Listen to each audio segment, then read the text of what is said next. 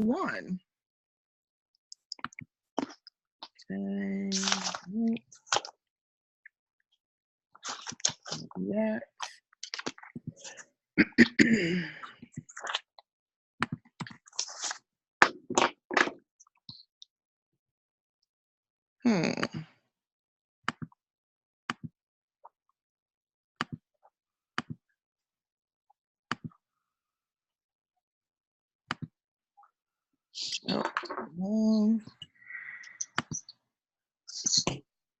Sorry, share. I'm gonna share this. All right, there we go. Can y'all all see that okay? Yes. Okay, great. Yes. Relationship building is such a critical part of having a successful network marketing business that we're going to spend quite a bit of time here. And I'll be back. The business is called network marketing for a reason. Your network is your net worth. Now, if you started this business with the idea that your family and friends were going to help you build your business, you've probably been disappointed by now. The good news is that if you're watching this, you've decided to stick around and find a way to make this work. Honestly, when I'm prospecting or talking to a new team member and they tell me how they're about to kill a game because they love to talk about our products and they know a ton of people, my heart sinks a little. It sinks because I know they're going to eventually feel that crushing sense of disappointment from dashed expectations, and I know that it's going to be an uphill climb to get that motivation back. Now, if you have not experienced that, then good for you. But please know that if your long-term business plan involves relying heavily on the support of those you already know, you're going to need a new plan. Malcolm Gladwell wrote a book called The Tipping Point that delves into how ideas, products, messages, and behaviors spread like viruses. We've all had the experience when one day we've never heard of a singer and the next day their latest song is absolutely everywhere. What I know from living in Los Angeles and knowing dozens of actors is that there are very few overnight sensations. Most famous people have spent years working on their craft and were positioned and ready when they had their big break or got noticed by the right person. Let's spend a little time talking about the three types of people that Gladwell identifies in his freshman book. First up are salesmen. Salesmen are persuaders, charismatic people with wonderful negotiation skills. They tend to have an indefinable trait that goes beyond what they say, which makes others want to agree with them. The number one objection I face as a top consultant is that people say some version of, I can't do what you do. I'm not a good salesperson. It is my blessing and my curse. I find it extremely frustrating because what I know is that I'm not a great salesperson. Malcolm Gladwell helped me identify that I'm a combination of the other two types that he mentioned. Next up are mavens. Mavens are information specialists, or people we rely upon to connect us with new information. They accumulate knowledge, especially about the marketplace, and know how to share it with others. Finally, we have connectors. Connectors are the people in a community who know large numbers of people and who are in the habit of making introductions. A connector is essentially the social equivalent of a computer network hub. They usually know people across an array of social, cultural, professional, and economic circles, and they make a habit of introducing people who work or live in different circles. They are people who link us up with the world, people with a special gift for bringing the world together. I think that it is my natural connector nature combined with my maven instincts that have helped fuel my success in the industry. But here's the good news. You can become a maven by studying your craft. Product knowledge is at the core of building trust around our product offering. What I didn't get until recently, however, is that you can also train yourself to become a connector and reap the benefits in your bank account. That's what we're going to talk about now. My business shifted once I started to focus less on what I needed to get out of each interaction and started to focus on what I could contribute to my community. Once you see how you can be of service to those around you, you'll start to see why you can and should add every single person that you know to your list. I'm a believer in attraction marketing, but it can seem really woo-woo and fluffy to those who are just really ready to make some money. I've heard it described and like to think of it as arrows out marketing, not arrows in. That just means that every interaction should start with the intention of how you could be of service to the person you're engaging. Be interested, not interesting. Ask yourself what you could do for them, not what they can do for you. Here's one example. I used to hate the idea of recruiting new team members. Our team grew organically because people saw me making money and having fun and wanted to play too. But the thought of going out and asking people to join because I needed a certain number of people to reach my goals has never appealed to me. Now, I'm not saying that leaders who grow their team that way can't be successful. They absolutely can. But it just wasn't working for me. Once I started to look at sponsoring as a responsibility to let those around me know that I could help them make some extra money and start their own business, growing a team became much less stressful. Once I identified why it was important to share the opportunity and all of the ways my company could benefit those around me, it became obvious why everyone needed to be on my list.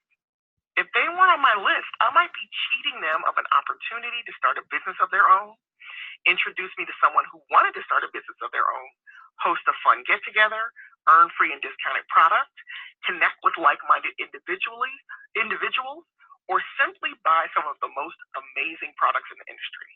Why wouldn't I share access to all of these amazing opportunities? Let me tell you a story. I recently decided to focus on my list of 100. It's something that's suggested to every new team member, but I never really did it until 4 years into my direct sales career.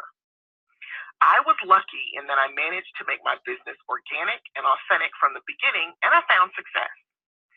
What I was lacking was a list and a strategy to keep that energy going. What I found when I took my coach's advice is that I stumbled a lot. I was reaching out with any and every offer and was giving way too much information about what I needed from them. Here's what you can buy from me. Here's why you should join my team. None of those things are bad, but they are more about what I need and not about what I can provide. I found that a list of 100 left me feeling like I was bugging the same people over and over again with slightly different versions of the same offer. Join my team, book a party, or buy from me. But I'm a good student, and my coach said add everyone to your list. So that's what I did. And then two things happened. First, I started to see everyone around me as an opportunity to talk about my business. I didn't always know what I was going to say to them, but because my focus was growing my list, I didn't worry about that part. Second, as the list grew, I started to see opportunities to serve those on my list. I was coached to reach out, so I needed to make things up to reach out about. That is how I found my authentic voice. If I had waited until I knew exactly what I was going to say, I might still be looking for reasons to add people on my list. Things started to feel good and right, and I started to become more comfortable with working my list on a daily basis. And then I started crunching numbers. In the back of my mind, I still felt a little like I was bugging those close to me. Some of it may have been in my mind, but I'm sure some of it was real. I felt occasional pushback, and I've learned to trust my gut. If I feel like I'm bugging someone, I'm not going to keep reaching out. So I had to figure out how to squash that nagging feeling, and numbers were the solution. I generally reach out to 10 people per day, 5 days per week. That's 50 people per week, or about 2,600 individual outreaches per year. What I discovered early on is that the people that I only reached out to a few times a year seemed the most happy to hear from me. Even if they didn't take me up on an offer to join the team, host a party, or purchase a product, our interaction left us both feeling empowered, loved, and richer for having connected. The other thing I found is that I felt guilty about how long it had been since I checked on some of my friends. If I didn't feel comfortable mentioning my business because it had been forever since I reached out, then I would just say hello and ask how they were doing. I actually ended up checking on an acquaintance just weeks before he passed away. We hadn't been in touch in years. I realized that if I felt uncomfortable mentioning business, that I had no one to blame but myself, and only I could fix it. The energy in my business shifted, and I found myself doing less work with better results while reconnecting with dozens of people each month. You might be asking, well, how can I get that feeling? And my answer is grow your list. I quickly calculated that if I could get my list to 1,300 people, that I'd reach out to everyone on that list approximately twice a year.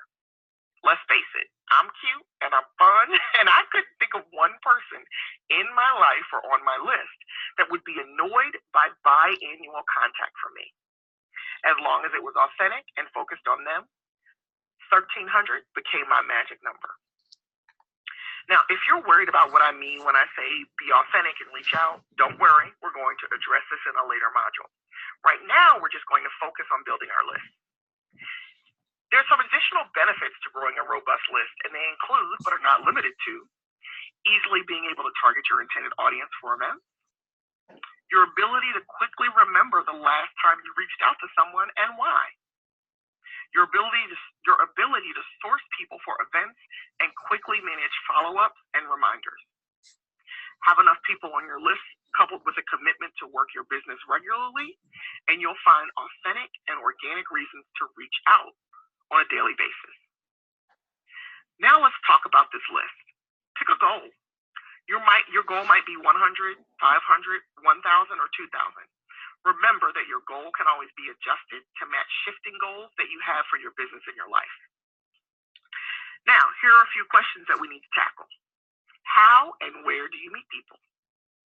Facebook, Instagram, your phone's address book, emails, vendor events, weddings, mixers, networking events. Everything I learned when I started in direct sales told me that the best place to book parties was at home parties. But the truth is that not everyone is ready to commit on the spot, even when I do remember to offer booking incentives and play booking games. And I don't always remember. Now that my focus on my list has shifted, I have an incentive to track home party guests.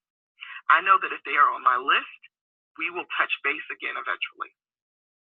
Even though your goal is to grow your list, it's still important to focus on quality versus quantity. Why get 200 cards at an event if you don't actually connect with any of those people? Focus on truly meeting and remembering something about each person you meet at parties and anywhere else. Find an excuse to reach out to them as soon as possible so that the interaction is fresh. It will also help you remember why you like them. Personalized interaction is also very helpful with this. I can't tell you how many times someone has responded to me weeks or months later, but the text string and my notes help me remember why we even initially connected. Your list might be small now, but imagine how fast it will grow. You now have a place to put every new contact you meet, every party guest you encounter. You have a reason to keep in touch with them if they don't make a purchase at the event. You have a holding spot for every person you meet at a trade show or vending event. If you meet them and have a way to contact them, you'll want to add them to your list unless they tell you they never want to hear from you ever again. It's the only reason people fall off my list, that or death. In a later module, we will talk about the reasons to reach out, but trust me, you'll be grateful that you have a place to turn to when it's time to work your business. It's always time to work your business. Now, let's look at my list. My list has several categories: name, region, connection, last contact date, and contact topic. As my list has grown, I've added other columns like space for their Facebook or Instagram handle, phone number, email address, and additional notes. But those fields may vary depending on your life and how you communicate. I've included the most universal ones here. I also want to acknowledge that there are more tech-savvy ways to manage your database of contacts. This is what works for me. I encourage you to start here if you're not currently maintaining a robust list, and then after a few months, tweak it to fit your needs. I also like this method because it's easy to share with new team members and train them on to get them off to a good start. They don't need to spend any money or learn any new app or software to get started. Share your template and help them fill in the blanks. Here are a few ideas. Log into Facebook and see who's having a birthday. Review your memories of this day for the past few years and see who commented on your post. Log into Instagram and see who recently liked your post. Look in your phone and start with the A's, work your way to Z. I guarantee you'll see some names you've forgotten about. Go through your email folders. Find that stack of business cards that you haven't done anything with. Look through your party receipts and Square and PayPal reports. Now, I didn't want to go back and enter really old order forms. I felt bad for collecting information and then never reaching out like I said I would. I know I've left money on the table, but luckily, I now have a strong formula moving forward. I'm confident I won't make the same mistake again. Now I have control over the single most important tool in my direct sales business. Now it's time to build your list. All right. Does anybody have any questions about the list? Oh, here goes Bridget was out. Go ahead, Ashley. I should be able to hear you. So my question is, I noticed at the end you said that you felt bad about not contacting people, people back in the day or whatever. Yep. So do you just did not include them on your list? Correct. I did not. I'm not saying that you shouldn't. Like, hey, I forgot about you 2 years ago, but hey, how you doing? Like the people from my first couple parties, I was like, these people don't remember me. I'm not going back and texting them. Like, I'm just, some people have had success with that. It just made me feel weird, so I didn't do it. Okay. Yeah. Any other questions about the list? So what if you've done your list, reached out to everybody in your phone already and got nothing? Do you reach back out? Okay, so that's 2 modules from now where we're going to talk about what to actually do with who's on the list. Because, when I did my first round of mastermind, Ms. Chambers just kept talking about make the list, but I didn't know what to do with the people on the list. And I was like, okay, so I always joke about Monsignor Barton, who's my high school principal, who I actually feel bad joking about priests in New Jersey right now based on what's happening in New Jersey with priests, but that's an aside. Monsignor Martin's cool as a fan. But I always joke about the fact that he's on my list. Why would you put a priest on your list? Because, he might not be interested in sex toys, but he knows somebody that's graduating from an alma mater who might be looking to start a business or, something like that. Like, you never know. And what I realized is I was judging the list. Because she would always say, don't judge your list. And I was like, but I'm not going to talk to this person about bedroom candy. But when I opened it up and just thought, okay, step 1, instead of thinking 4 steps down the road, step 1, do the first thing she said do. The first thing she said do was make the list. It was after I just literally everybody I know was on my list. Well, not everybody, because I haven't finished my list. It's a living, breathing document. But there's about 1,450 people on my list now.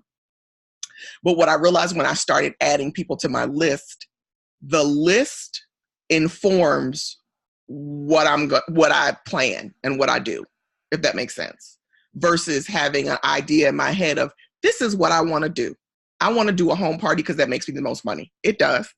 But now when I have the list, I go, the question becomes, how do I keep the people on this list engaged in what I'm doing? And that is what has shifted for me. So I don't want to get too far down the road because we're going to talk about that in the next 2 modules. But in about 6 minutes, you guys should get a text with my list template. So you don't have to try to remember like what all those different fields are. So you'll get a Google Doc with the template for the list. But that's the list I use. And there just was something about me doing the math and going, okay, that's 2,600 outreaches a year. If I'm doing 10 peaks a day, 5 days a week, that's 2,600 outreaches. If I have 1,300 people on my list, I will not feel like I'm getting on people's nerves. And that is at the core of what was keeping me from reaching out to my list.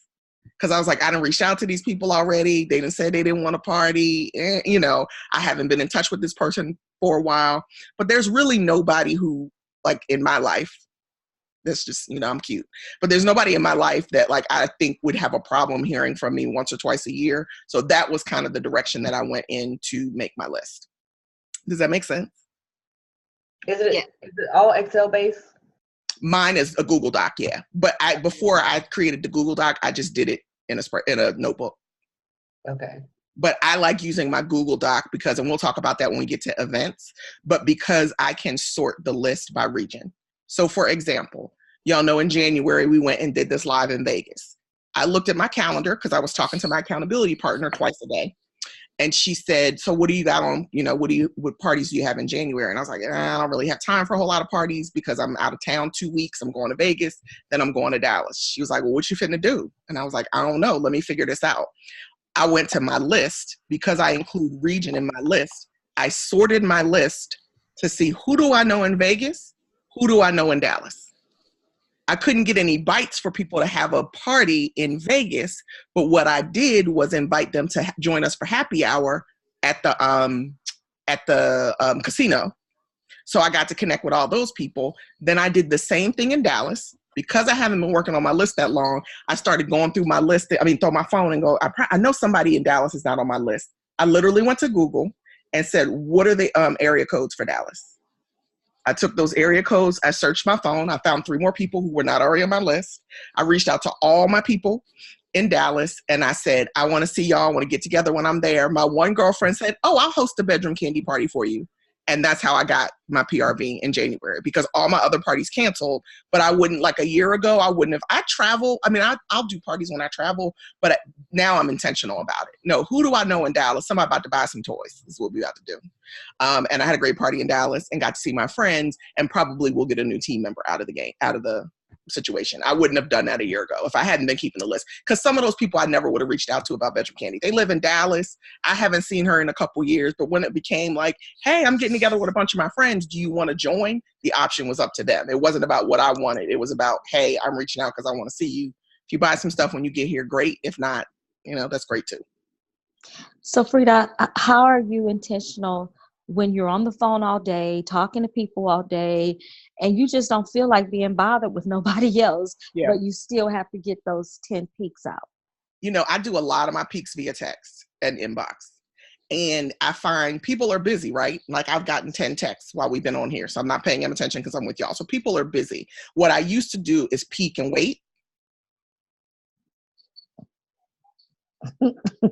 Cricket, cricket, cricket. Now I peek and move on with my life. Got it.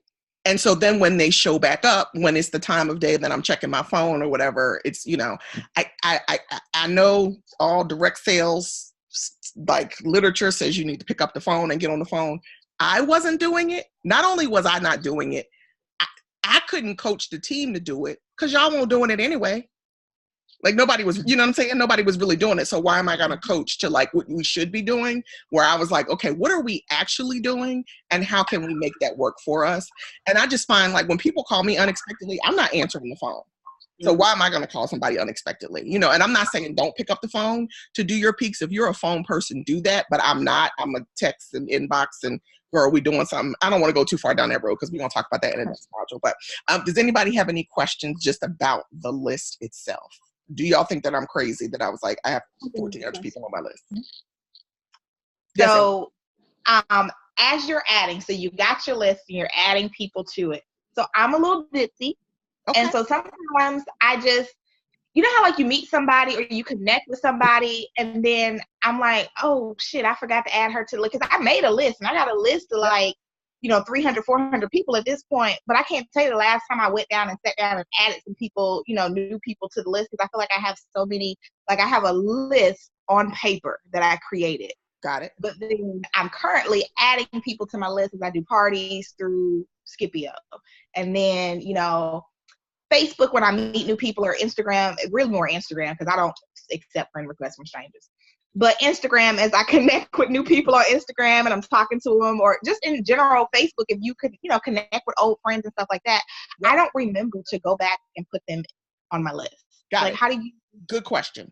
I'm real, even though I love technology, I'm real bad about it.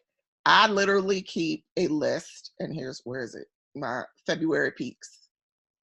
It says February peak. You can't see that, but it says February peaks. I keep a notebook in my phone. And I just peek people as they come to mind. So now if I don't have anywhere to start, I'm referencing my list to go like, oh, who haven't I reached out to? Or what do I have planned this month? I got a catalogs and cocktails in March. So I'm going to reach out to my LA people, right? But as somebody pops up in my news feed, or as somebody calls or replies to a text or whatever, I'm going, oh, I didn't tell her about catalogs and cocktails. I keep everything on my Pique list. So this is as I'm peaking people, I keep track of, okay, I reached out to Ashley today. I reached out to Bridget today about catalogs and cocktails. I reached out to such and such about the class reunion. And if they want to party while I'm there, I keep all of that. Then once or twice a month, I drag and copy and paste this into my spreadsheet. So a lot of times it'll be people that are already on my list that I've peaked, and I'll delete the duplicate, but then I find that there's usually, I'm still adding to my list pretty regularly. There's usually about a quarter of people who I come in contact who either are new contacts or they were people I knew who weren't on my list. So I peak first, add to the list second now. At the beginning, when I was like, I was trying to grow the list, the focus was the list. Now the focus is the peaks. And then those people get added to the list. What is a peak? What is a peak? Yeah. Okay, we're going to talk about that in the next module. Okay. But you've taken, have you taken Dora Chambers Mastermind? No. Okay, got it. Okay, that's good because you don't have anything to unlearn. So that's good. Well, I wasn't trying to be shady. It's just Melody and I had this conversation the other day. Her definition of peaks and my definition of peaks don't match up. What I'm doing is working better for me. I'm going to deliver all this material, but at the end of the day, encourage you to do what works for you. And basically, Shantae, a peak just means piquing interest in your business. Yeah. But yeah, we're going to talk about that module too. Okay. Any other questions before yes. Quick question. So do you add people to your list? Like, let's say if you did a party invite, somebody RSVP for the party, but then they didn't show up to the party, you still add those people to your list as well? I don't, just because a lot of my hostesses lately have not been wanting me to do the invitations. So since I don't always have access to who's not coming to the party, I don't. It's just more of an organizational thing that I'm not good at. But I'm not saying it's a bad idea, particularly if that person has responded to you. Generally speaking, if I don't have a relationship with somebody, like I haven't personally met them, I don't reach out. So example, I was on a train. I had a party in Santa Barbara 2 weeks ago. I was on the train. I had on BK gear. I'm coming back. My girlfriend who lives in Santa Barbara, who hosted the party, this was her third party. She goes, I think I want to join your team. So I'm super excited because I wasn't expecting that, right? Mm-hmm. So I'm on the train. She just dropped me off. I may have or may not have been a little drunk, but I'm I got to do better. But anyway, so I'm emailing her like the information about how to sign up, and I guess I'm clearly like visibly excited. So the what do you call it? Conductor comes down to check tickets or what, all of that. And it's a Black woman. And so she's like, oh, you're in a good mood. And I was like, yeah, it's been a really good weekend, growing my business, whatever. And she goes, I have on a Bedroom Candy t-shirt. She goes, oh, you sell bedroom candy. I said, I do. And she said, I want to know how to get into that. I said, okay, well, let's talk. But sister girl's working, right? So she can't stop what she's doing. But when she comes down the aisle again, I give her one of my cards. So she thanks me for it, but she doesn't have time to stop and give me her information. Right. BK ain't gonna pay your bills out the gate. So I ain't gonna get you fired so I can talk to you about bedroom candy. So at that point, she did not go on my list because I don't have her contact information. I'm not counting that as a peak. That's an interaction, and God, I hope that comes back to me. Well, wouldn't you know, she texted me earlier this week and was like, can you send me the information about how to join? Now we're in conversation. Now she's on my list. So my goal always when I hand out cards or when I get information is to get their information. So if I don't, I'm like, I hope it comes back. But the goal is really to get their information so that I can add them to my list. I know that wasn't. No, you're fine. I've just been trying to figure out because lately I've been doing, when I do my invites, I do a link to a RSVP through Google Forms. Okay.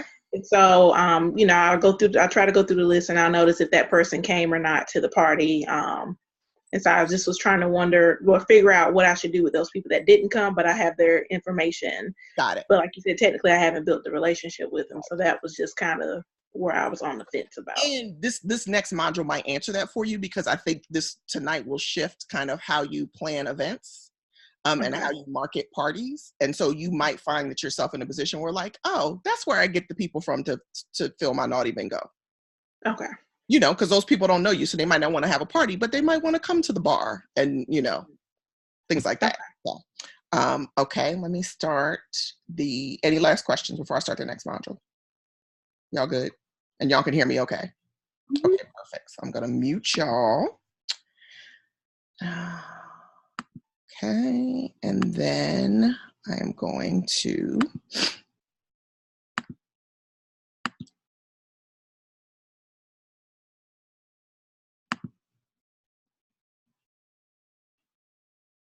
share screen.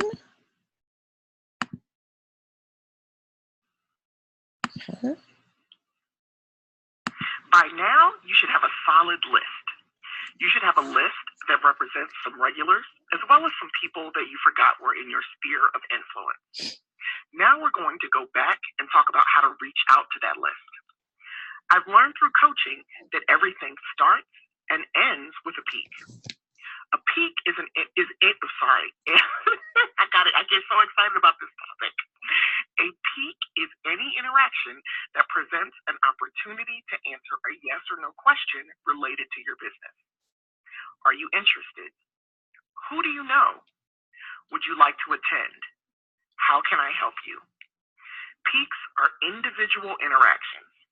Some would argue that they only count if you pick up the phone and speak directly with your contact. However, in the year of our Lord and Savior Jesus Christ, 2018, I have found that people rarely pick up the phone to unexpected calls. Times have changed, and I'm a fan of using technology to my advantage.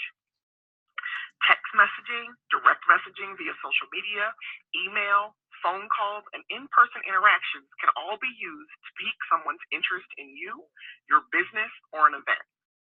The only rule is that it needs to be individual and personalized outreach. Social media posts, group texts, and mass emails don't count. I'm not saying that you can't set up a Facebook invite or send a group email for an event. I'm just saying that you can't count that as the type of individual and powerful outreach that we're talking about today. But more about that later. Social media posts are a great way to build your list. They are also a great way to see who it's time to pique. Let me illustrate. You've created a beautiful graphic and posted it on Facebook and Instagram. It's getting great interaction. People are commenting and sharing thoughts, and you're excited. But then what? Here's another example. You post a great meme, and it doesn't get very many comments, but it gets a dozen or so likes. In both examples, you haven't gotten any sales, but people are seeing what you're up to. Those become the people that you pique, but that post does not count as a pique. I like to say that posting about your business on social media is important, but it's not the most important part. It's the equivalent of hanging an open sign on your store's door. You've let everyone know that you're open for business. That's important, but that's all you've done so far. Those people that like or comment on your post, those are your people. Those are the people that know you exist. You know you show up in their timeline and that they are likely to see when the light is on in your store. Those are also the people that have likely opened the door and come into your store to look around. They are interested in you and your business, but they are still just looking around. They still haven't purchased anything. But now think about your favorite store. How many times have you walked in and looked around, but there were no sales people available? Or you were looking for something in particular, but all of the clerks were tied up. You looked for it yourself, but you didn't see it, so you decided to come back later. Sometimes you come back, sometimes you don't. Then that store sends you a coupon letting you know about their sale. Or it's your birthday and your friends give you a gift card. Or you see an ad for a blouse in your favorite color that would be perfect for your class reunion. And one of those is the push you need to go back in when you're driving by the next day. Those sales, those asks, those reminders about the perfect blouse, those are your piques. That's when you become the customer service rep that walks up when that person walks into the store and asks how they can help. Better yet, it's where you become the customer service rep that I know by name. The one that I wait to make sure is working before I make my purchase. The rep that remembers my birthday and I know tells me the truth when the outfit doesn't fit. Piques are where you become the clerk that I trust and will spend a little extra money with because I know you care. I know I can trust you, and I know how hard you work. Now we've talked about piquing in theory, but what is an actual real-world pique as it relates to your network marketing and direct sales business? There are a few guidelines. Piques are short and to the point. They make an offer, even if it's indirect. They don't give a ton of information, just enough to pique interest. They are the start of a conversation. Please don't vomit words all over your people. Ask permission to start the conversation. Ask if they are interested in hearing more. It's actually to your benefit to leave them wanting more. Because here's the thing, not everyone will be interested in hearing more. The timing might not be right. They might not check their messages often. They might be busy. They might have just experienced a loss, and this has happened to me. But if you pique and pique correctly and make sure that the offer is genuine and authentic and more about them than it is about you, your pique won't be in vain. You'll both leave the interaction feeling respected. Let's look at a couple examples. Here's what I used to do. Hey, Karen, I'm hosting a fundraiser this month. Tickets start at $5. Just click here to contribute. Thanks in advance. Here's my link. Now, here's a hint. If your first interaction includes a link to purchase, it's probably not where you want to start. Here's another example. Hey, Karen, how have you been? I'd love it if you could help me by contributing to my monthly fundraiser. It benefits cancer research and tickets start at just $5. Here's the payment link. Now, this example does ask about her, but it's still mostly about you. Here's an even better example. Hey, friend, how are things with you? I'm hosting a fundraiser this month for cancer research, and I know it's something you care deeply about. Let me know if you'd like more information. This offer is direct but not pushy. It's short and sweet, and it doesn't give too much detail. It also indicates that you remember something about her. Here are a few more examples. You post this flyer or event on social media, gets a few likes. You also send a mass email of this flyer to lots of people. Now, that's a place to start, but you could do better. In this example, you inbox or text the same flyer or invite directly to some people. You'll probably get some traction there. But here's an even better option. Hey, girl, as you may know, I'm a bedroom candy consultant. Our products are amazing, and I'm hosting Naughty Bingo on January 12th in Glendale. Cards are $20 each. You'll get a chance to see some of our line and win some great door prizes. Please RSVP by the 1st and bring a few friends. This makes sense, right? Give them as much information as they need to make an informed decision. But I've got an even better option. Hey, girl, I'm hosting a Naughty Bingo event this month. You want to come? It might seem counterintuitive, but I get the very best traction out of these brief messages. It requires nothing of the recipient if they are uninterested or unavailable. Here is where I will probably give different advice from some other coaches. I simply hate when someone messages me and says, call me. My first question is, what in the ham sandwich do you want? Give me enough information so I know whether I need to prioritize this message or not. Let me know how to find out more. That makes me feel the least stressed. We are so bombarded with information and places to check messages that it can get overwhelming. There's voicemail, email, text messages, Facebook notifications, Facebook Messenger, Instagram notifications, and Instagram direct messages. It's a lot, and I find that I have to tune everything out to get anything done. You don't want to negatively add to the noise that your contacts are already receiving. Keep it brief, keep it relevant, keep it easy. If you are a phone person and prefer to pique that way, the messaging's similar. Hey, friend, this is what I'm calling about. If you want to know more information, give me a call. Now, I know that some of you are thinking, but people are so rude these days. They should call back. I can't believe that this person didn't RSVP for this event. But you know what? I agree. But if I'm honest, I have to admit that I'm also guilty. If I'm busy, I might forget to return your call.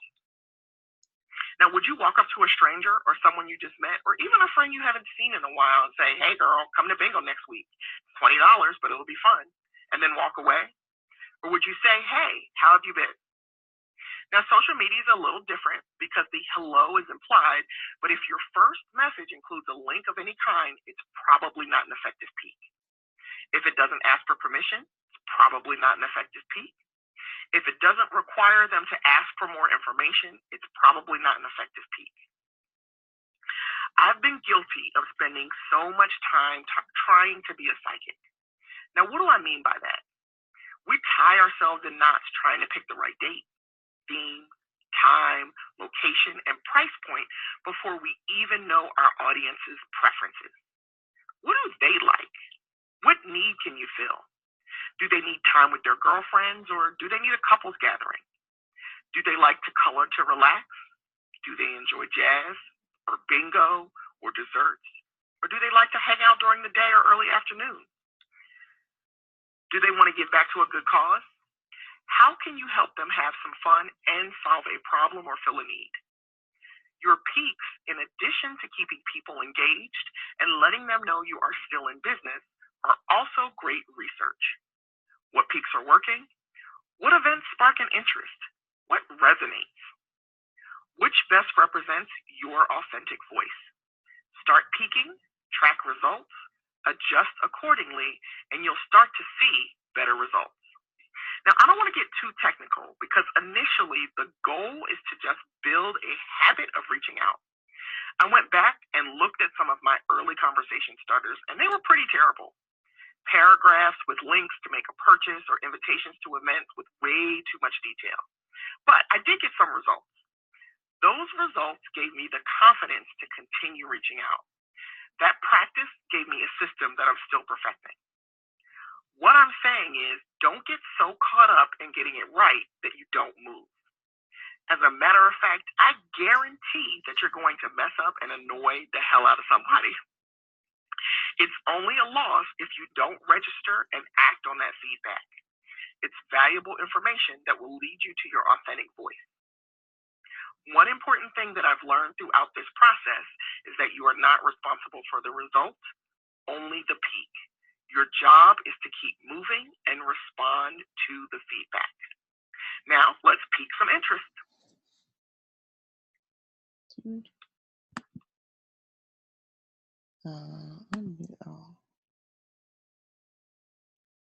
Okay, great.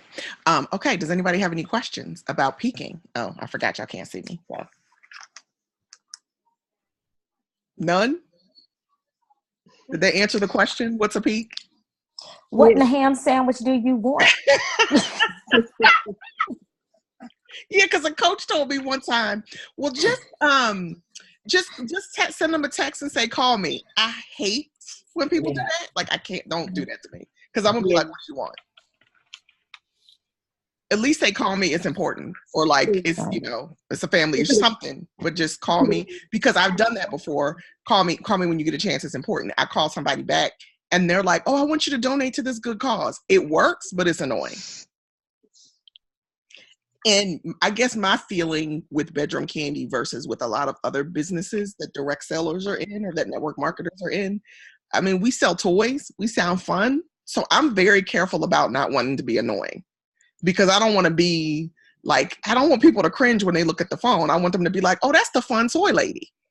You know what I mean? So if my outreach is people can read when it's not about them. And so when my Pique started to switch and be about them and not about me, now at the end of the day, at the bottom of the funnel, I'm not gonna lie, there is something that I want people to do. However, peaking like very authentically, it has gotten me team members that I didn't expect because I'm peaking you because I want you to come to this party. But then you're like, you know what? I've been watching you. I'd like to join your team. And so I feel bad because when people are like, well, how did you add these people to your team? That ain't really how my business has gone. It has gone me continuously letting people know I'm in business. This is what I'm about. This is what the brand of Bedroom Candy by Frida is about versus Bedroom Candy, and being able to identify that clearly independent of our bigger brand. What were you going to say, Ashley? Because you had a light bulb moment. I did not have a light bulb, but I do have a question. Okay. So if you're not, because, I don't really do events for real. Right. I'm getting, I talked about my whole circle thing and we're moving towards that. But for a person who, like, I guess, like, for me, I know how to peak. Mm-hmm. I just don't know what to peak about, and then when you don't live in the same state as people, you can't really invite people to events when y'all don't live in the same state. Right. So I'm trying to figure out, like, how to peak my people. If that makes sense. You already know how I'm going to answer you. We've been talking for 3 months about you doing some damn education on Instagram, because that is what lights you up. Educate. Wow. Like, we're going to talk about events next. It doesn't have to be an in-person event. That's ideal. Like, I'm not going to lie. That's where I make the most money. But you have stuff to peak people into. You just don't want to do what you do. Sorry, I went into like a private coaching moment. You just don't want to do, you know what I'm saying? Like, okay. So just real quick. So it's not weird to be like, I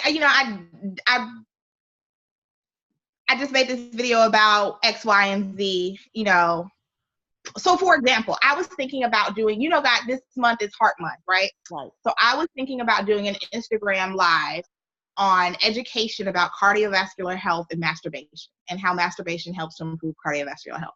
Got it. And it's not weird to be like, come check out this video about heart health. Like, yes, it is weird, but what's not weird.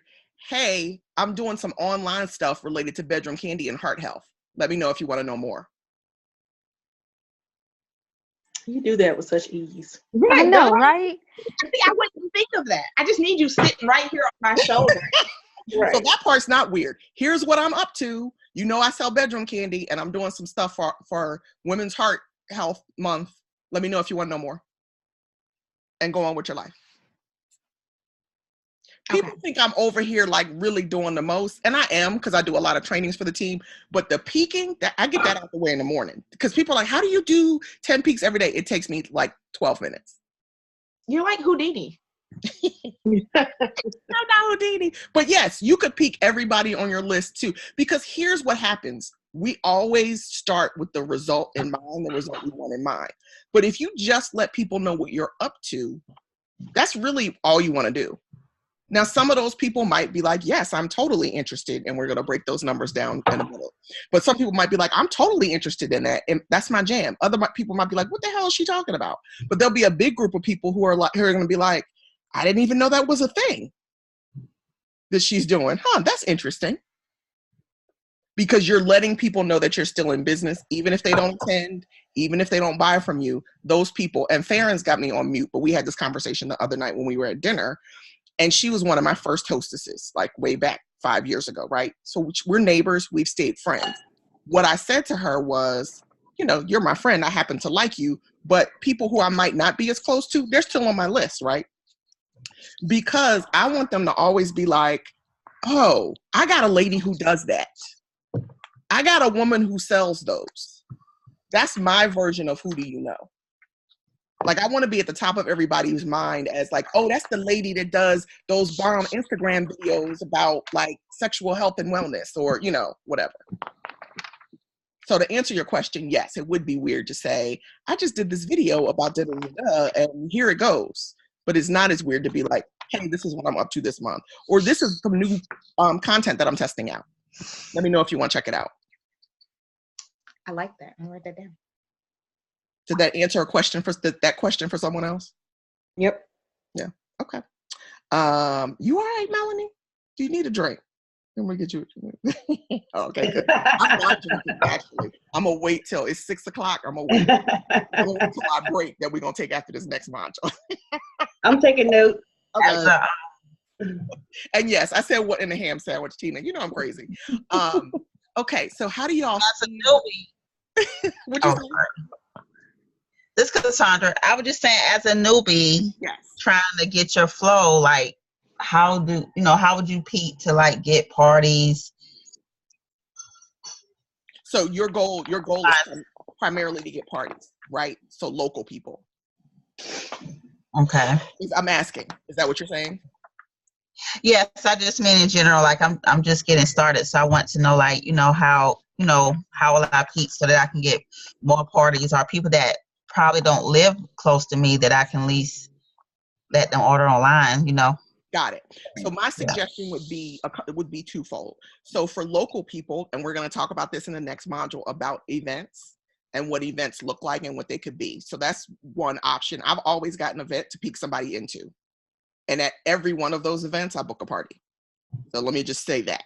Just kind of set it up for like, people were like, I don't really do events. There's a reason to do events because I always book parties and I always make money at them. Are they as do they make me as much money as actual parties? No, but that's where I get my parties from. So that's the first thing. And then online, you just need to come up with something to peak people into. So for some people, it might be a VIP group. I don't use my VIP group as much as I used to, but that's a great way to engage people who aren't local. It's like, hey, I have this great VIP group and I do sales every week, or I, have a product of the week or a product of the month. Are you interested in, that's a really long peak. But basically the peak would be, are you interested in joining my VIP group or my online community for Bedroom Candy? Because at the end of the day, what you want to do is build a sense of community. Did they answer your question, Cassandra? I see you put us back on mute. But, I just want to make sure you're good. You know how these 3-year-olds is. They don't want to talk to you until you got something going on.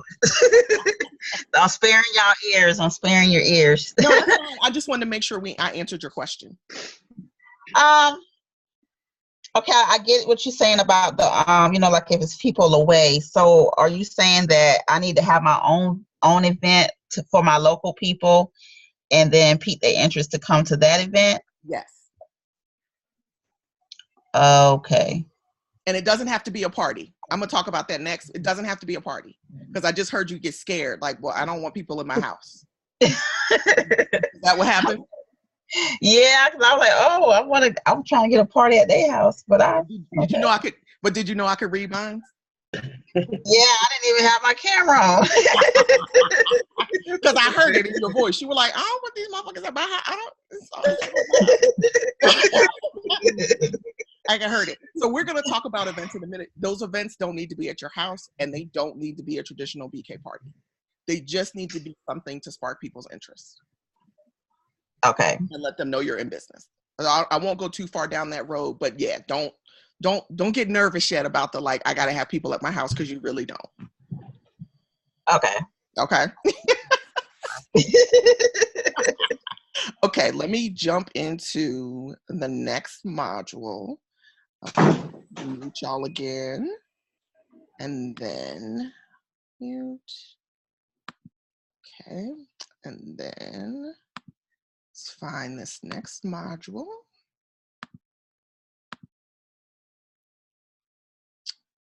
Then we'll go back and share screen.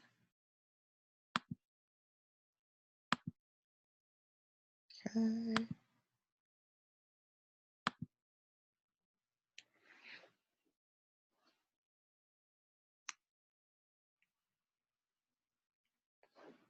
Let's talk about events and why they are a game changer for your business. I've talked to a lot of consultants that don't have a lot of time and really crave the ability to be more in charge of their own schedule. Events are a great way to run a successful network marketing business with limited time. However, you must be intentional and consistent to get it done well. Events are also a great way to get your products in front of people and let them know what you and your brand are all about in a low pressure environment. When I started my business, I only knew of one way to make money and market: book home parties. Book home parties and then keep the momentum going by booking parties at parties. It's a solid and time-tested strategy. There was only one problem. I'm horrible at booking parties at parties. I'm usually having so much fun that I forget. I know that sounds a mess, but it's the truth. I love what I do, but I also get overwhelmed easily. There's a lot to remember at parties. What's the monthly special? Does anyone want to join my team? What are my open dates? Is the hostess drunk? Who else needs to order? I'm sleepy and need to get home. Like, what did I do with that order form? The list goes on and on. My point is that I needed a way to capture all of the people that I either didn't ask to book a party or who weren't ready at the end of the party. I also had a lot of people feel like hosting a party of their own was too much work or that they didn't know enough people. Folks kept saying, let me know the next time you host something. And I always pushed back and said, well, why don't you host something? Because that's what I'd been taught to do. Finally, I surrendered. I started listening to my guests and realized that I had literally dozens of people on my non-existent list, because I hadn't started keeping one yet, that said, let me know. So I started letting them know. I've hosted events at bars, restaurants, and at my home with varying degrees of success. But they've always been fun and have almost always generated either sales, new team members, or party bookings.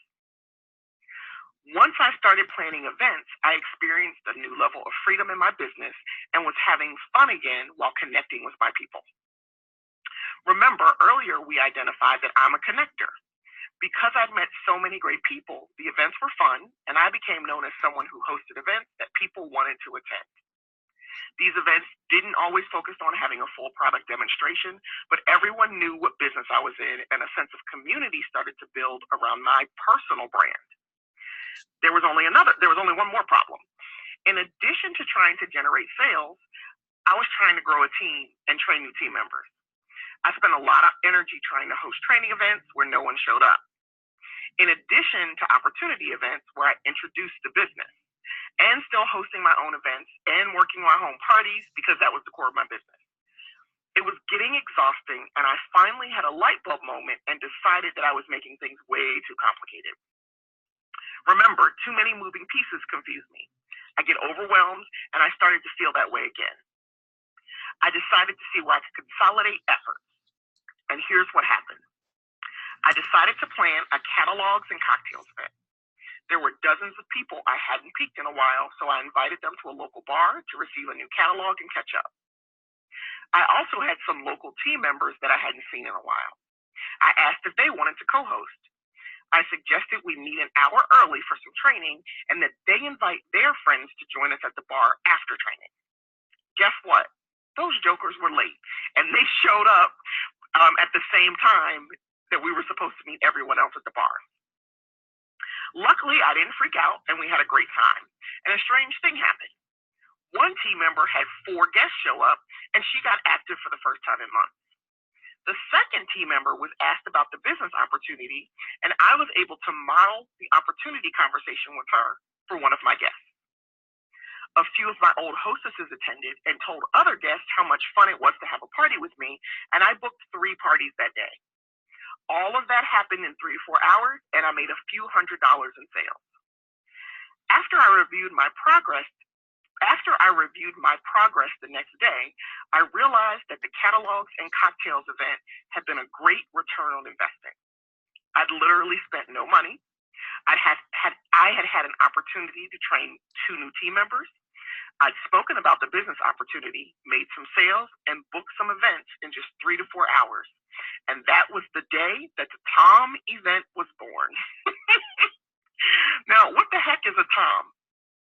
TOM, or TOM, stands for Training, Opportunity, and Mixer. A TOM is any event hosted by me that gives me a chance to do any combination of all of the above. I realized that there was an extraordinary opportunity outside of the home party environment to grow my business. The goal was to build a sense of community and foster goodwill while selling product and booking home parties. You can turn any gathering into a TOM, and we will examine a few examples in a moment. The only criteria is that you have an opportunity to train, share the opportunity, and mix with your core demographic. There are lots of benefits of TOMs. You don't have to do all of the work. Have local team members who haven't been very active or are brand new. Have them co-host an event with you. You can each invite guests, share demo responsibilities, and collect sales from your guests. Better results with less effort. You can offer the opportunity more often and model that behavior for your team. Your schedule is your own. Host regular events and maintain momentum in your business. Let's walk through exactly what that might look like. First is the Pique. Now, I'm willing to host events at my home. I can comfortably host 20 people, but my friends are kind of tapped out. I reach reach out to 2 local team members or fellow BKBCs for support. We each invite 20 people to our event. Now remember, everyone isn't going to show up. We share demo responsibilities and food costs. One of us might, do a brief opportunity spiel. One of us might discuss the comp plan. Another one of us sells raffle tickets, while the last one of us demos a few items. Each of us books a party among our group of friends. Chances are you've already hosted or participated in an event like that in the past. I know that lots of consultants that have worked with their team to host and plan naughty bingos, movie viewings, etc. But what I've come to realize is that they don't have to be separate or large scale to be impactful. I remember trying to find time to schedule opportunity events, team trainings, and gather people for the latest movie, and I just couldn't get it all done. Sometimes it was still worth it to gather friends together for an event that I didn't even plan, like a cooking class or karaoke. Now, I've got some tips about toms. Have clear responsibilities. If I'm training new team members, I don't have a problem doing the bulk of the work. It's an opportunity to model best practices. But if there are some vets in the room, it's important to make sure that you share the duties so that team members don't become reliant on you for their business success. Everyone should own a portion. Keep costs low and cast a wide net. Free or low-cost venues are key to success and cut down on stress. Don't overcomplicate things and be left in the kitchen instead of making money. Themes are also fun. Here's some of the events I've been to or hosted. Catalogs and cocktails, ice cream social, naughty bingo, kinky coloring, game night, spa night, holiday open house, comedy cafe, open mic night, coffee catch-up, vision boarding, book club, cooking class, poetry night, makeovers, ladies night, movie night, which could be at home or out, networking event, speed dating, fantasy football, wine and bourbon tasting. The possibilities are endless. Although all 3 aspects are present in each event, you can tailor the focus or demo to your goal. There isn't one way that you need to do this. The goal ultimately is to get people in the door and engaged in your business. Keeping an event on the books also gives you regular opportunities to pique interest in everything that your business has to offer. Some version of, I'm hosting an event next month. You interested? Is my most consistent type of outreach. One of the most important reasons I've found to plan tom events is psychological. If I go into an event with multiple outcomes in mind, it's much easier to feel successful. Even if I don't make many sales, I have an opportunity to spend some time with team members. Team members don't show up, it's no longer such a big deal. This has happened to me many times in the past. I've planned team meetings and had 0 participation. Everything I read said be consistent and they will eventually show up. Although I believed this to be true, I was tired of booking space, paying for snacks, and preparing training materials that no one came to use. Now, new team members are trained to attend one of my events and get on-the-job training. My goal is to have a team member at each and every event I host, but the return on investment is higher if I can also mix with the potential hostesses, make some sales, and teach whatever team members that do show up how to close a sale in the order room. If any of those things happen, it's a win. Now I get more done in 3 to 4 hours than I ever have before. Now please note, I'm not saying that you should abandon the home party. This is still the core of my business and my biggest moneymaker. But tom events have given me a consistency and level of control that was previously missing. And please note, I almost always make decent sales at these events. Now, let me answer a big question you probably have by now. At this point, if you've really been adding everyone that you know to your list, you should be looking for opportunities to engage with those people that aren't in your same geographic area. Online toms, though not immediately as impactful, are not to be ignored. Let's discuss a few examples. Online opportunity events. Facebook Live is a great way to engage your online community. Using Facebook Live, you can offer product training for your team. You can also pique interest ahead of time or share them afterward. Invite them to co-host your Facebook Live and share the opportunity together.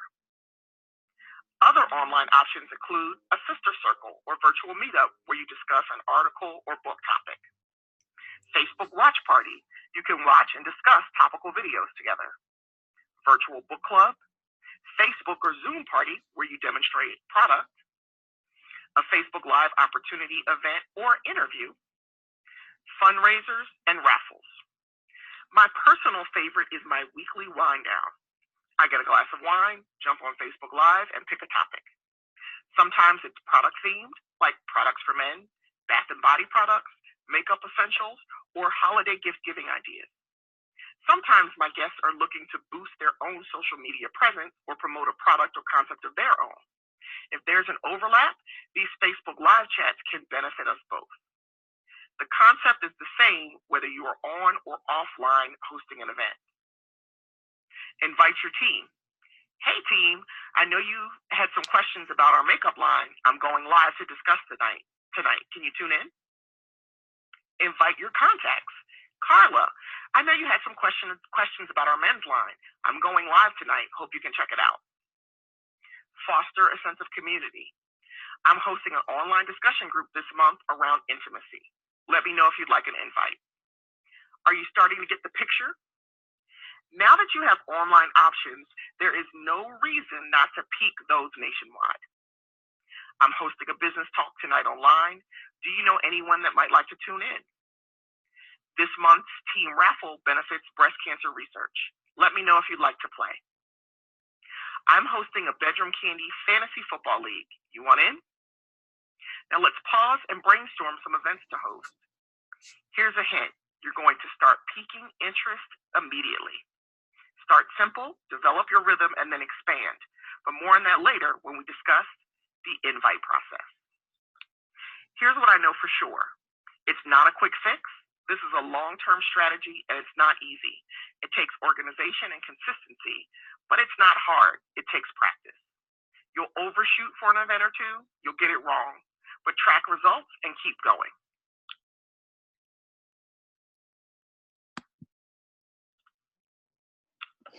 Ashley, why you look confused? Oh, wait. Sorry, y'all are muted. Sorry. Okay, you're unmuted. Look here. I just have so many questions. Okay. Okay. So I understand. I didn't write them all down because I was writing, and I was like, wait, I could just screenshot it. So you'll get this recording, and you also will get the PDF, the audio. So you just taught us that. Sorry. The different themes, right? So some of them are completely obvious, like naughty bingo, cocktails and catalogs. I get that. But if I'm going on a movie night or poetry night, for example, and it's not an erotic poetry night, it's just poetry night. Or if I'm inviting people to come over and watch the game, how do you incorporate Bedroom Candy into that? How are you getting bookings? And because I feel like when I do go home, sometimes I go to kickbacks and things like that, but I'm not necessarily getting Bedroom Candy. How do you include BK in those things? So last week we went to see What Men Want, right? Yeah. 16 of us. In the reminder, which we're going to talk about the invite price process next, but in the reminder, I just said, because here's the thing, What Men Want, it wasn't a very good movie. I'm still pissed about it. But I know that is my core. Sorry, you do see it? It wasn't very good, Melanie. No, I saw it. I didn't love it. But we had a good time. And I was sitting next to Erin. The only good thing was Taraji hair. Her hair was cute in every scene. We have a friend who's a TV writer, and I was sitting next to her, and she was like, what in the hell? And I was like, girl, we talk about it later. But anyway, we had a ball, right? Because I know that's my core demographic. Women my age, entertainment industry, they'll get together and go to a movie. So we go to the movie. I say, meet me at the bar ahead of time. We're having cocktails. They know I sell Bedroom Candy. They know I'm always going to talk about Bedroom Candy. So I pique interest in the event. Do you want to go to a movie? And I say it's Bedroom Candy themed. Like, getting together with some other Bedroom Candy customers or whatever. Everybody got a catalog when they got there, low pressure. But in the reminder, when I said, hey, got your ticket for Friday, you still coming? By the way, I don't normally have inventory, but it's so close to Valentine's Day, let me know if you need anything. I did $200 worth of orders at the bar. So it doesn't have to be Bedroom Candy themed. You just are keeping people interested. It's like you got your business separated from who you are as a person. Does that make sense?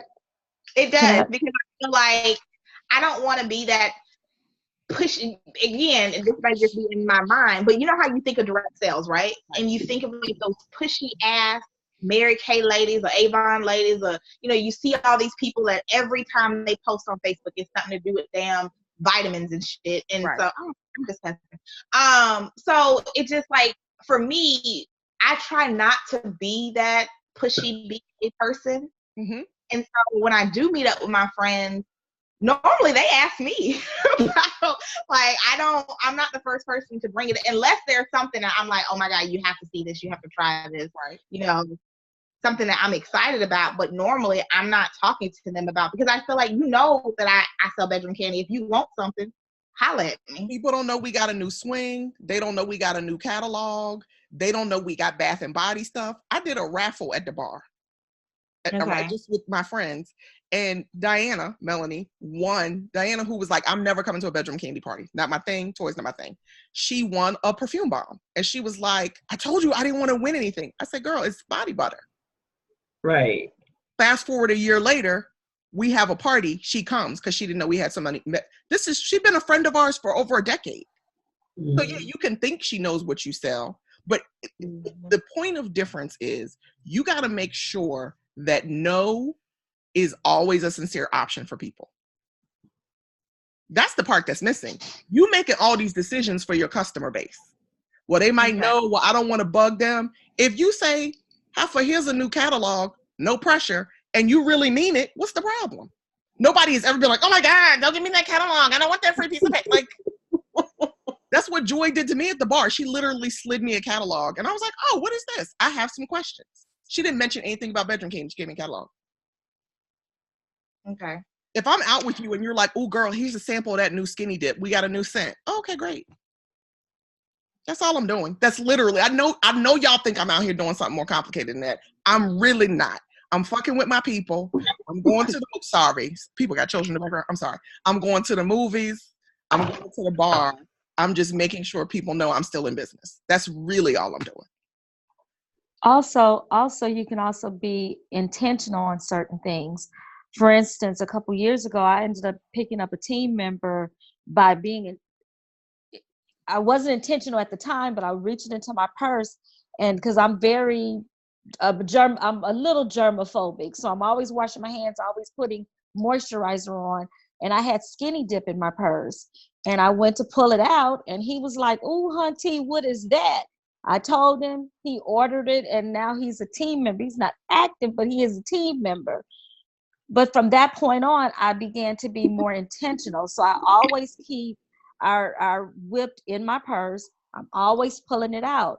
Yesterday, I didn't think about it until we were talking about the Piques, but I actually got some Piques yesterday unintentionally because we were doing an adoption. One of my family members did an adoption. As we were leaving the courthouse, again, I'm sanitizing, pulling something out, and here comes somebody walking by. Oh, what is that? Where'd you get that? I sell it. Next thing you know, she's pulling out I'm asking her to pull out her cell phone. I'm sending her my information, the electronic card, and 3 other people. Oh, I want it. So that was unintentional, but it worked out. So. What were you going to ask, Alicia? Oh, I thought you had a question like 5 minutes ago. Because yeah, Ashley, I know you. So I see you over there working way too hard. If it feels that hard, you're too many steps ahead of yourself. Yeah. You know what I think it is? I really think my problem is I just don't generally like people. Like, I'm sitting here thinking to myself, like, who do I really want to go to the movies with? Nobody. So don't go to the movies. Well, do something else. Well, general, Yeah. I don't even have a drink with, like, I was thinking about, I mean, literally, I was just thinking to myself, like, I could Pique people, like, when I go home, I go to my mom's bar. I could Pique people to join me at the bar. That, you know, people that still live in Columbus that I went to high school with, things like that, that I talk to on social media. I just feel weird about that. Yeah, I get it. I mean, you gotta find what interests you. So a girlfriend of mine, not even a girlfriend of mine, did a networking event. That event had nothing to do with me. It was $50. I didn't make a dime of that. But because that's what my audience likes, I was like, oh, Black Girl Magic, women's empowerment event. Who all want to go? That was a time, because I know what you're interested in, and this is something that we share that we're both interested in. You want to come with me? Tynesy came up from San Diego. We went to brunch afterwards, did some training. Farron, who's on here now, who's not even a BKBC, she joined because it's in the neighborhood. She was like, yep, that sounds like my type of event. She starts asking me about this. She's on this call now. You know what I'm saying? Like, it doesn't have to be something that like you planned. You know, if you don't like to hang out with people, now I don't know that I can really help you with that, but you're going to have to. I just like to hang out with certain people. Yeah. And it might be something removed from you, because there's certain people that I'm going to invite to my house, and then there's other people that I'm not. And so about every other event or every third event, like, you know, and we're going to talk about this when we talk about it after the break, when we talk about invites. You know, I had naughty bingo at my house, right? I'm not inviting everybody to my house. So when I get to the point where I've been through all of the people that I'm comfortable enough inviting into my space, okay, then it's time for a public event.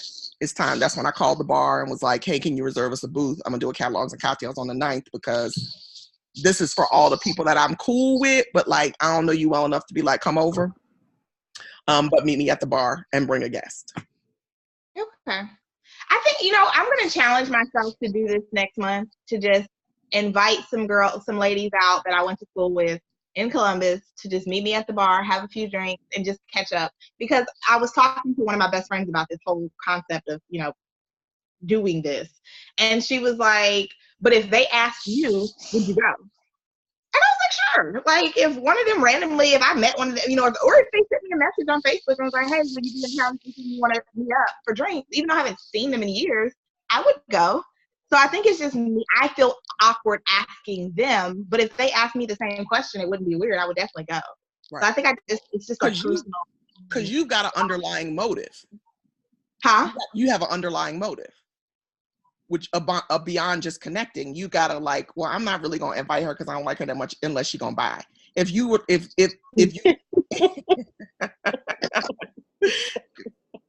Bye, Farron. Yes, I'll send you the recording. You have an underlying motive. You don't want to connect with that person, and that's okay. But yeah, that's kind of, yeah, you have to. And it's so, I want you to talk to Tony Drumright, because did you see her post a few weeks ago after we got back from Vegas, that she was talking about, you know, we challenged her in Vegas and she went out for drinks with her cousin, because she's always talking about she doesn't know people in Maryland, right? Because she's from New York. She doesn't know. Alicia, you better wake up. She doesn't know people in Maryland, but she needs to meet people. So I said, well, who do you know? So she piqued her cousin and was like, okay, we haven't been out in a while. Let's go out. They went out to the bar. She said once she got there, she had a ball, got to talking to the bartender. They met somebody out on the way out. She gave that person a catalog. She got a $186 order the next day. If you got to have it figured out how it's going to end before you do it, I can't help you with that.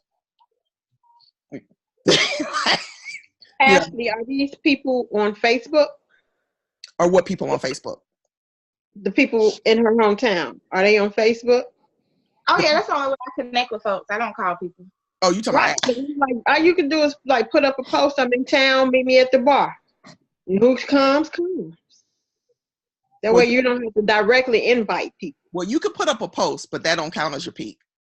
Well, right, and once they're there. Yeah.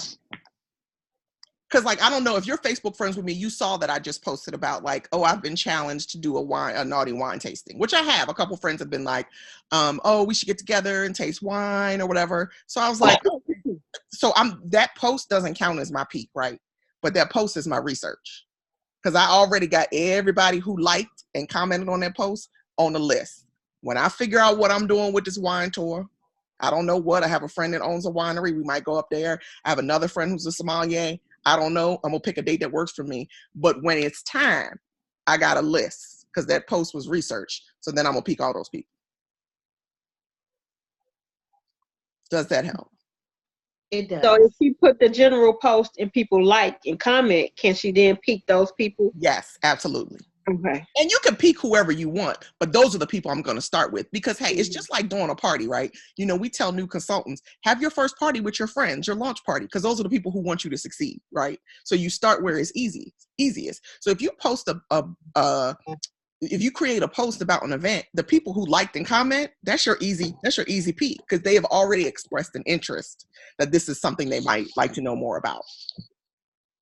So yeah, that's how I grow my list. That's how I, where am I going to start? Now, everybody in LA that's on my list. Well, actually not everybody because I like to rotate my piques, but everybody who I haven't piqued in a while on my list in LA is going to get invited to that or going to get piqued into that event. But I'm going to start with the people who already said, let me know. Because basically if they liked or commented, they said, let me know when you finna do it. Did anybody have any light bulb? Are y'all overwhelmed? Do y'all feel all right? Hey, it's a lot. It's a lot. Okay. I've never had this training, so. Yeah, none of us I didn't have the counsel to do this type of thing. That was shade. I liked it. Okay, great. So why don't we do this? Why don't we take a quick break? It is 6:26. Let's come back at, 6:26 here. So let's come back at, for me, it would be 6:40. That's almost a 15-minute break. So 40 after the hour, 20 of the next hour. Let's come back ready to go again. That'll give everybody a chance to use the restroom, get something to drink if you need to get something to eat real quick. The last 2 modules are shorter, so the second half won't be as long. But the other thing that I want you to do during that break is actually do some piques. Because this is the part that I was like, I don't know if I want to do this online. Because when we were in Vegas, it was like, no, so stop recording now. So for the next 30 minutes, we're doing piques. We're going to share those piques. Like, I can't really drill y'all like that online, but I want people to do some piques now, because what happens is, I know I do a lot of webinars. You're going to be like, oh, that was good. Okay, well, let me go back and watch it. And then, okay, I got a party this weekend. Okay, I'm going to go back and watch it later. Okay, now what did she say about piques again? Oh, she sent the PDF. Okay, I'm going to go back and you got to start. Yes, Ashley. So is there an inappropriate time to pique people because it's 9:30 here?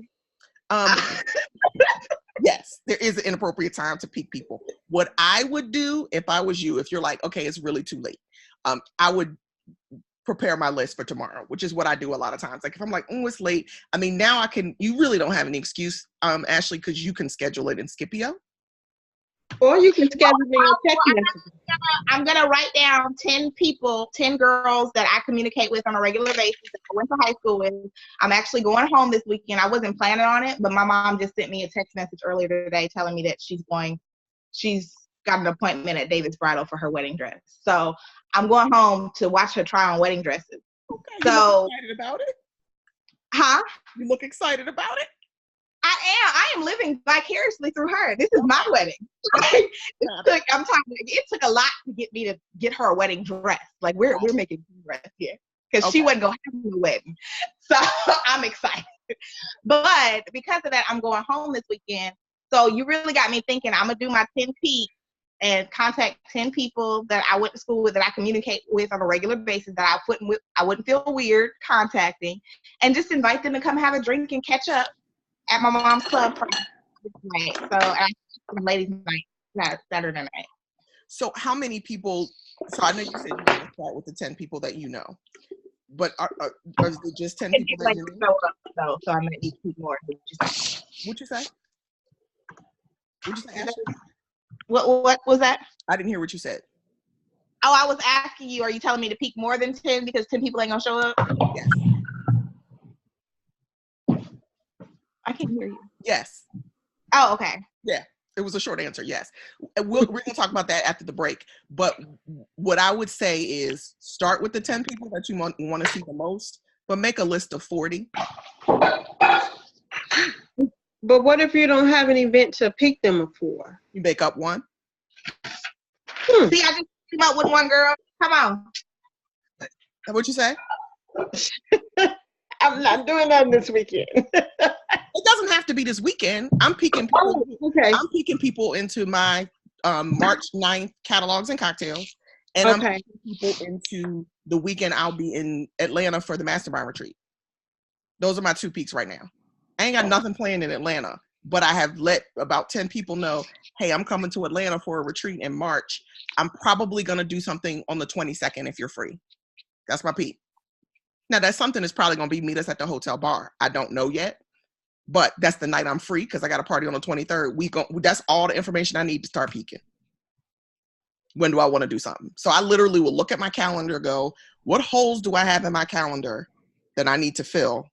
And that's where I start. So yeah, you don't have to have something planned yet. And that's what I was talking about in the last module when I said sometimes we try to be psychics. We try to figure out, well, what event should I have? Well, what date should I have it? Well, what's going to work best for people? Well, what's the price point? Or you could do it in reverse and just pique interest. Like, would you be interested in a wine tasting event if I did one? You be coded. You know what I'm saying? And then you work out the details based on who is responsive. Because you might be planning something for the people who aren't even interested. And then you'd be like, nobody showed up at my expensive $50 event that I spent all this time planning. Well, you didn't ask them what they wanted to come to. So yeah, you don't have to have something on the books. Yeah, catalogs and cocktails. All I have done is reached out to the bar and be like, can I have a booth on the 9th? And they're like, yep, what time? That's all I've done. Atlanta, I literally have nothing planned yet except I have a party on Saturday. So I'm reaching out to my Atlanta folks.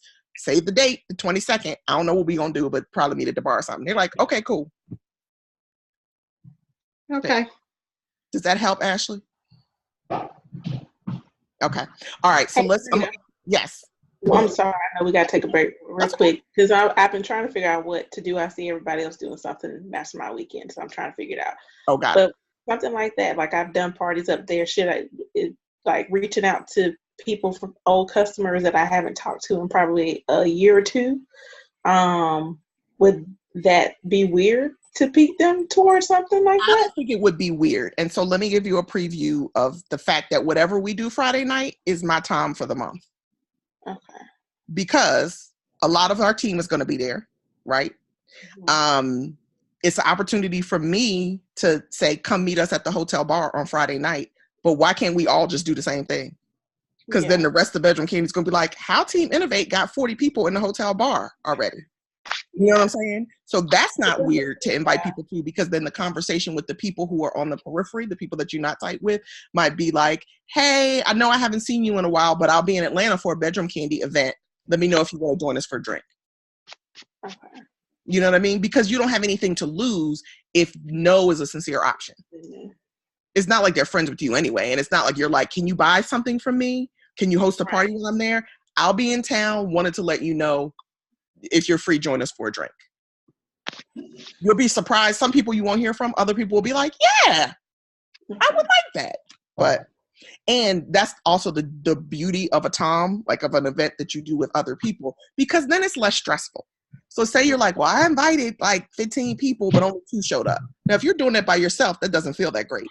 But if you invite 15 people and Ashley invite 15 people and I invite 20 people and everybody on Team Innovate that's going to the mastermind retreat got 3 or 4 people to show up, well, we got a party. Now, you got your new team member who lives in Atlanta, but is not part of mastermind. But you say, oh, come join us for a drink. My friend Keisha says, oh, I need some body butter. Now I can say, Bridget, send your team member over here so I can show her how to use Square. We didn't just train somebody. Ashley's have a team member is like, this looks like fun. I might want to join y'all. I don't know how to give an opportunity presentation. Let me sit her over here with Frida. Oh, send your new team member over here now and train you on how to do an opportunity presentation. It doesn't always have to be like I'm standing at the front of the room and we've got food catered, and that was stressing me out and nobody was showing up. When I do a combined event and when I show them off, it's less stressful because, at that same catalogs and cocktails, the last one I talked about where a team member got active because 4 of her friends showed up and they all purchased, right? So she got active. Well, I had another team member who showed up. None of her people showed up, right? If it had just been her, she would have been frustrated. But because it was still 20 other people there for her to play with, she got to talk to somebody about Candy Coated because it had just come out. She got to see how I booked a party, like all of that. So it was useful for her, even though she didn't make any money that day. So I know that was a long answer. Y'all good? Okay, so let's push Are we still taking a break? We are taking a break. Let's do 6:45. Okay, so question for you, Frida, but it's just for you. Oh, so cocktails and Okay. cocktails and catalogs. Hold on, let me stop the recording.